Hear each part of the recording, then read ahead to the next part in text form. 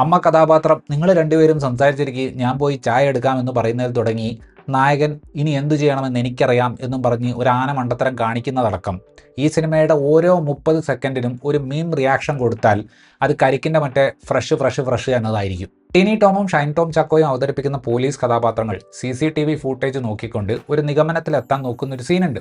ആ ക്യാമറയിലൂടെ പോയ വണ്ടി ഈ ക്യാമറയിൽ കാണാനില്ല, എന്താണ് അതിൻ്റെ അർത്ഥം? അതായത് ആ വണ്ടി ഈ ക്യാമറ പാസ് ചെയ്തിട്ടില്ല. ഈ ഒരു നിലവാരത്തിലുള്ള ഡയലോഗുകൾ കേട്ട് കഴിഞ്ഞാൽ കേരള പോലീസ് ഒന്നടങ്കം ചിലപ്പോൾ മാനനഷ്ടത്തിന് കേസ് കൊടുക്കും. പടത്തിന്റെ അവസാനത്തിലേക്ക് ബാംഗ്ലൂരിലെ ഒരു dance club cum bar setup raid ചെയ്യുന്ന സീനിൽ ഷൈൻ ടോം ചാക്കോ സൗണ്ട് ഓഫ് എന്ന് അലറുന്ന സീനൊക്കെ ഉണ്ട്. മാസാക്കാൻ നോക്കിയ ഈ സാധനം കണ്ടിട്ട് ചിരിച്ചവനെ കുറ്റം പറയാൻ പറ്റില്ല. ആ ഒരു സീനിൽ അവതരിപ്പിക്കുന്ന ട്വിസ്റ്റൊക്കെ കണ്ടു കഴിഞ്ഞാൽ നമ്മൾ മനസ്സിൽ പ്രതീക്ഷിച്ച ക്ലീഷേ തന്നെ മതിയായിരുന്നു എന്ന് തോന്നിപ്പോവും.